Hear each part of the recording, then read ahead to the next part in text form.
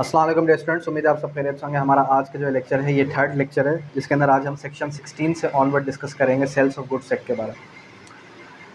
Last time हमने section number 15 तक discuss किया था, आज हम सेक्शन 16 से ऑनवर्ड डिस्कस करेंगे। सेक्शन 16 पे जब हम आते हैं तो हमारे पास जो सेक्शन नंबर 16 है ये ज़रा आप ओपन कर लें।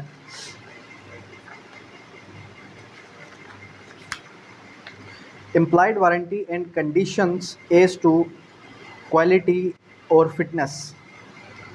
इम्प्लाइड वारंटी क्या होती है? 16 इसको क्लियर करता है। What is an implied warranty?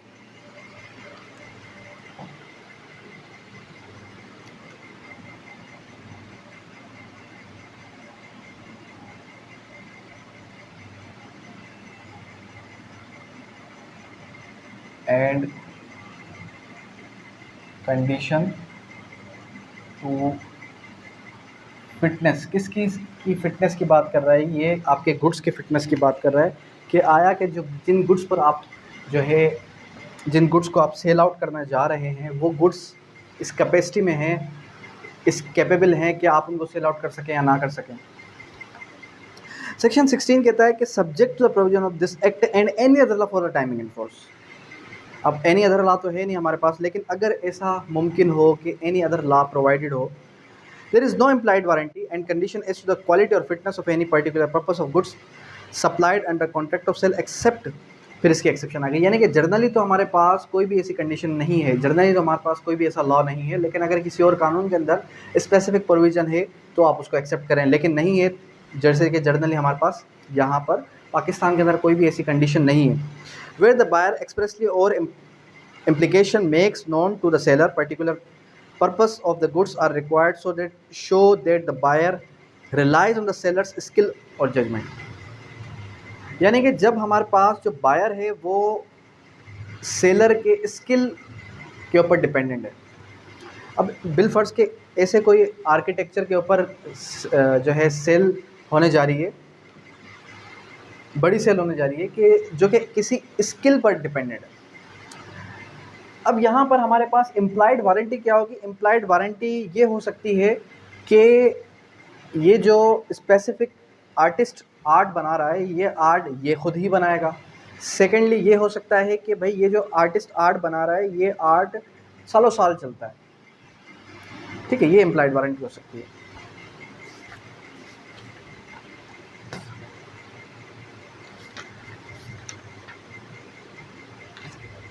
उसके बाद सेक्शन 17 सेल बाय सैंपल।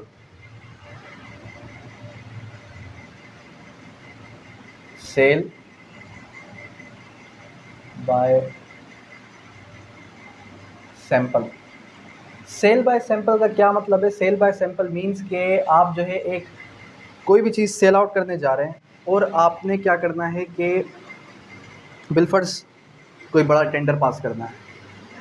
उससे पहले हम अक्सर मार्केटिंग के अंदर ये देखते हैं कि लोग क्या कर रहे होते हैं कि पहले एक सैंपल देते हैं। सैंपल की क्वालिटी कुछ और होती है और जो गुड्स होते हैं उनकी क्वालिटी कुछ और होती है। लेकिन यहाँ पर हमें कह रहा है the contract of sale by sample where there is term of the contract expressly और इम्प्लाइडली टू दैट इफेक्ट। यानी कि जिस तरीके से कॉन्ट्रैक्ट किया जा रहा है, जाहिर सी बात है जब आप एक्सप्रेसली कोई भी एक जो है क्या कर रहे हैं, सैंपल प्रोड्यूस कर रहे हैं, सैंपल जो है दे रहे हैं किसी अदर पार्टी को, तो वो अज्यूम यही करती है कि जब ये मुझे टेंडर देगा, जब ये मुझे फ्यूचर गुड्स देगा तो वो सारे के सारे सैंपल जैसे ही होंगे, रिजेम्बलेंस में होंगे।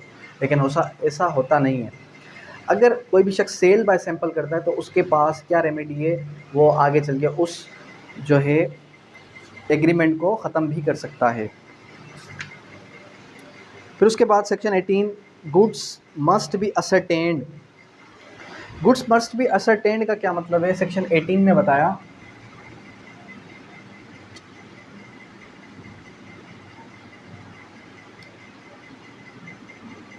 मस्ट बी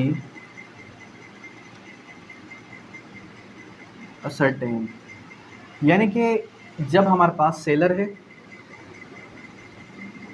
बायर है, जो बायर है उसको तहकीक करनी चाहिए कि आया कि ये जो गुड्स मुझे सेलर सेल कर रहा है, ये सेलर वाकई में इसका रिप्रोड्यूसर है या नहीं है, ये वाकई में इसका ओनर है या नहीं है।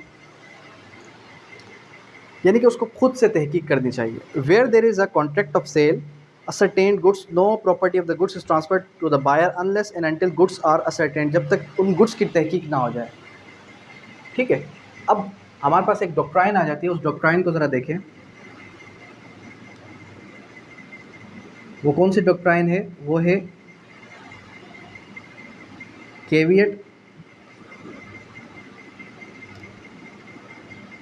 एम्पटर। कैविएट एम्पटर जो हमारे पास डॉक्ट्राइन आ जाती है, ये डॉक्ट्राइन क्या कहती है? ये कहती है let the buyer be aware. Let the buyer be aware का मतलब क्या है कि ये बायर की रिस्पॉन्सिबिलिटी है कि बायर खुद से तहकीक करे।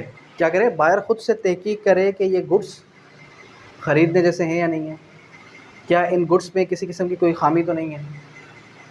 लेकिन होना तो ये चाहिए कि जो हमारे पास सेलर है, ये सेलर जो है सारी की सारी चीज़ें, सारे के सारे बेसिक रिक्वायरमेंट्स सेल आउट करने से पहले खुद देखे और उसके बाद बायर को दे। लेकिन यहाँ पर ये डॉक्ट्राइन एप्लीकेबल कहीं ना कहीं हो रही है असरटेंड, यानी कि बायर की रिस्पॉन्सिबिलिटी आ गई। बायर की रिस्पॉन्सिबिलिटी आ गई कि बायर क्या करेगा? बायर जो है खुद से गुड्स को असरटेन करेगा, उसकी तहकीक करेगा। ठीक है, कहीं परिशेबल गुड्स तो नहीं है, विद इन 1 डे तो परिश नहीं हो जाएंगे, विद इन 2 डेज़ 1 वीक जो है परिश नहीं हो जाएंगे, डिस्ट्रॉय होने के चांसेस कितने हैं। फिर उसके बाद जो है वो उसको परचेज़ करेगा।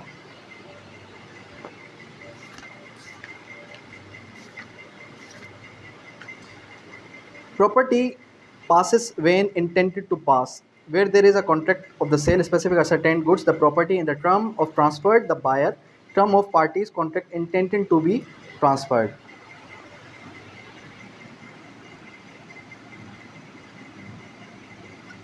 Property intended to be passed. Section 19 ये कह रहा है कि जब हमारे पास मिस्टर ए है और मिस्टर बी है, ये हमारे पास सेलर है, ये हमारे पास बायर है। सेलर जब तक चाहेगा नहीं तब तक बायर को उसकी डिलीवरी नहीं देगा, यानी कि वो इंटेंशनली जब उसको डिलीवर करना चाहेगा, डिलीवरी में उसको भेज देगा, तभी वो गुड्स जो है डिलीवर होंगे। For the purpose of ascertainment and intention of the parties regard shall had a term of contract, यानी कि उस कॉन्ट्रैक्ट के अंदर एक टर्म होना चाहिए। किस चीज़ का टर्म होना चाहिए? ये टर्म होना चाहिए कि भाई जैसे ही ए पार्टी बी पार्टी को पेमेंट कर देगी, उसके बाद वो उसकी डिलीवरी देना शुरू कर देगा। इस तरीके का टर्म होना चाहिए। ये कोई इतना इम्पोर्टेंट सेक्शन नहीं है, लेकिन क्या ये सारे के सारे प्रोविजंस पढ़ाने का, समझाने का मकसद क्या है? ताकि आपको एक एक सेक्शन समझ में आ जाए, ताकि आप खुद से समझना लग जाएं कि इसके अंदर किस तरीके से जो हमारे पास MCQs हैं वो जनरेट हो सकते हैं, वो यहीं से जनरेट होंगे। Section 20 specific goods delivery state. Specific good in a deliverable state where there is an conditional contract of the sale specific goods or delivered state, the property of the goods passes by to a buyer when the contract is made.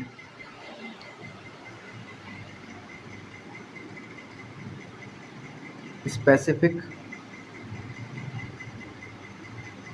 goods in deliverable state. इस word को ज़रा समझें। ए है, B है, सही है। बार बार ए और B की मिसाल दे रहा हूँ, चलें ठीक है। इस बार हम कुछ इसको चेंज कर देते हैं। हम इसको जुलेद है और हमारे पास मिस्टर उसामा है। ये हमारे पास सेलर है, ये हमारे पास बायर है। ये क्या करता है? ये इसके साथ करता है एक कॉन्ट्रैक्ट। किस चीज़ का कॉन्ट्रैक्ट करता है? ये करता है 40 months टन्स ऑफ फ्रूट्स। अब ये क्या करता है? ये करता है बिलफर्स मैंगोज़ हैं या कोई भी फ्रूट है। अब ये करता है 1/1/2025 को कॉन्ट्रैक्ट करता है, और ये कहता है कि जब ये गुड्स डिलीवरेबल स्टेट में आ जाएंगे, ये गुड्स जिनके ऊपर हम कॉन्ट्रैक्ट करेंगे, जिस दिन ये डिलीवरेबल स्टेट के अंदर आएंगे तभी ये इसकी डिलीवरी मैं आपको दूंगा। अब डिलीवरेबल स्टेट के अंदर कब आएंगे, किस तरीके से आएंगे, वो कब पता चलेगा, जब वो जो है क्रीज से आ जाएंगे नीचे, या सेकेंडली जब वो ना तो कच्चे हों ना तो पक्के हों, यानी कि इस स्टेट में हो कि विदिन 3 to 4 डेज़ वो बिल्कुल पक जाएंगे, अब उसकी डिलीवरी की जा सकती है। बिल्कुल कच्चे होंगे तो जाहिर सी बात है कॉन्ट्रैक्ट ख़राब हो सकता है, बिल्कुल पक्के होंगे तो जाहिर सी बात है वो परिश हो सकते हैं। तो इस वजह से वो क्या करेगा, वो कहेगा कि बिल फर्स्ट मैं आपको 20 तारीख दूसरा महीना 2025 के अंदर इसकी डिलीवरी कर दूंगा। ठीक है, जिस दिन वो डिलीवरेबल स्टेट के अंदर आएंगे, जिस दिन वो उस कंडीशन में आ जाएंगे कि आपको उसकी डिलीवरी हो जाएगी। उसके बाद section 21 specific goods to be put into a deliverable state. Specific goods to be put in a deliverable state का मकसद, इसका क्या हम जो है अजम्पशन ले सकते हैं। अब बिल फर्स्ट यही एग्जाम्पल ले लें। अब जाहिर सी बात है जब सेलर को कुछ अमाउंट मिल जाएगी बायर की तरफ से इस डेट पे, तो वो क्या करेगा, वो चाहेगा कि इस डेट से पहले पहले मैं किसी तरीके से इनको डिलीवरेबल स्टेट के अंदर ले आऊँ।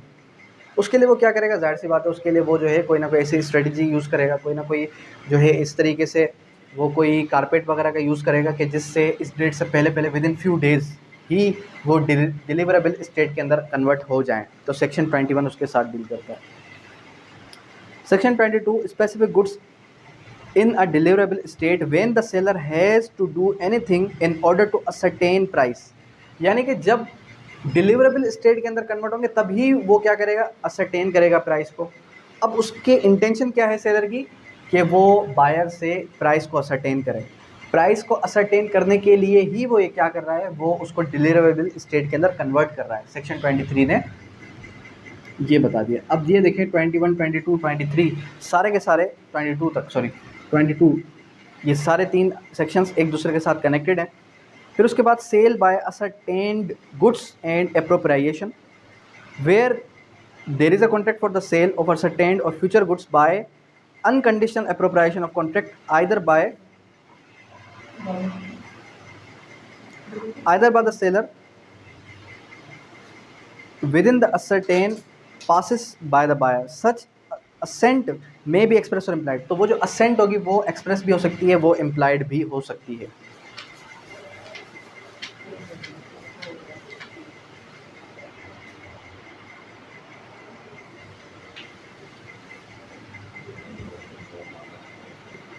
उसके बाद फिर जो हमारे पास नेक्स्ट सेक्शन आ जाता है, section number 24 goods Saint on approval.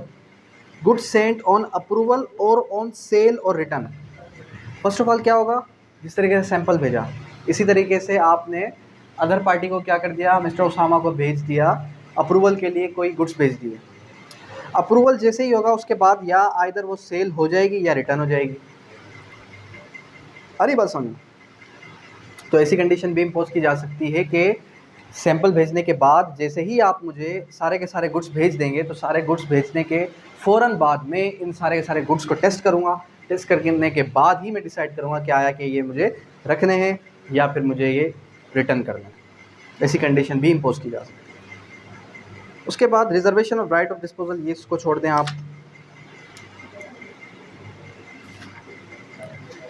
Cell by person not the owner, transfer of title. अब यहाँ पर क्या कह रहा है कि subject of provision of this act for the time being in force when goods are sold by the person who is not the owner does not sell them under the authority within the consent of the owner. Buyer acquires no better title to the goods if the seller had।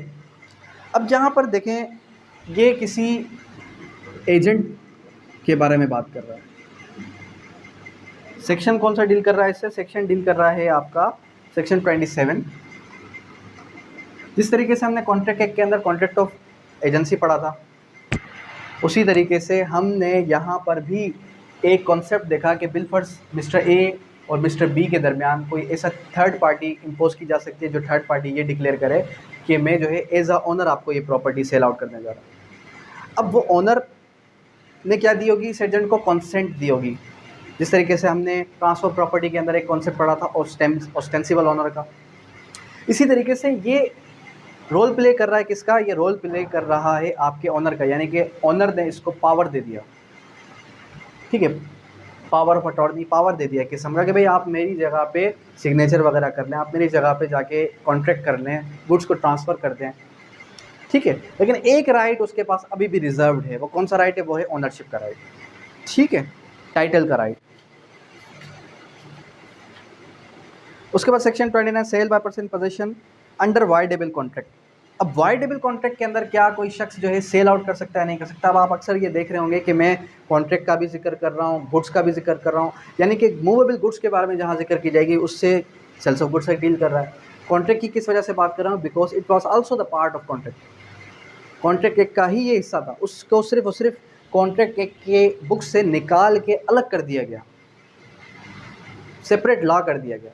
बाकी सारे के सारे provisions वही हैं जो 1930 से पहले इस एक्ट के अंदर मौजूद थे, वही प्रोविजंस इसके अंदर अभी भी हैं। कह रहा है कि when the seller of goods has obtained position under the contract voidable under section 1919A of contract act 1872 but the contract has not been rescinded at the time of sale, यानी कि वाइडेबल कॉन्ट्रैक्ट है लेकिन उसको रिस्काइंड नहीं किया अभी तक, wide के अंदर कन्वर्ट नहीं किया अभी तक, क्योंकि voidable is the at the option of parties.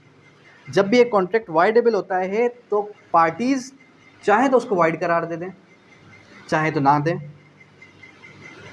The buyer acquires a good title of the goods, जो बायर है हमारे पास वो good title of the goods का हो गया, ठीक है, provided he buys them in good faith and without notice of the seller defect of title, यानी कि उसके नोटिस में ये बात नहीं है कि डिफेक्ट ऑफ टाइटल की वजह से मैं इसको परचेस कर रहा हूँ। अब देखें बिल फर्ज मैं आपको एक एग्जाम्पल देता हूँ, एक एग्जाम्पल से समझें इस चीज़ को कि फॉर एग्जाम्पल मैं किसी को बंदूक के ज़ोर पे उससे सिग्नेचर करवा दूं और वो मुझे प्रॉपर्टी ट्रांसफ़र कर दे, चाहे तो वो क्लेम कर दे चाहे तो वो ना करे।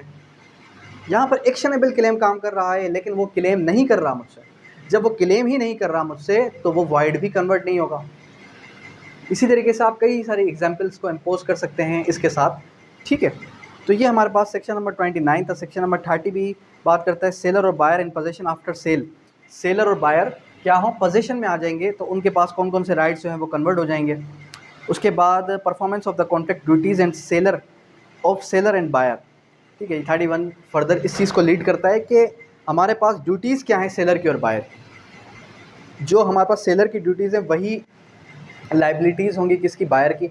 जो बायर की ड्यूटीज़ हैं वही लाइबिलिटीज़ होंगी किसकी? सेलर की, ठीक है। अब यहाँ तक किसी किस्म की कोई क्यूरी आ जाती है, यहाँ तक अगर कोई भी सेक्शन समझ में नहीं आया आपको तो आप समझ सकते हैं, लेकिन कोशिश ये करें कि ये एक्ट आप खुद से पढ़ें।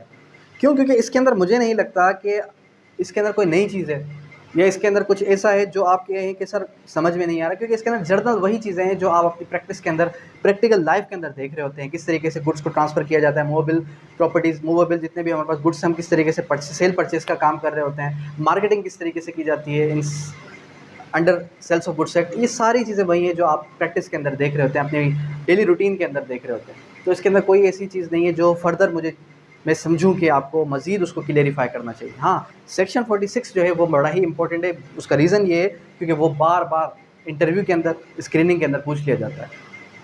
अब यहाँ तक कोई क्यूरी, कोई भी सवाल है तो आप करें। Thank you, that's all.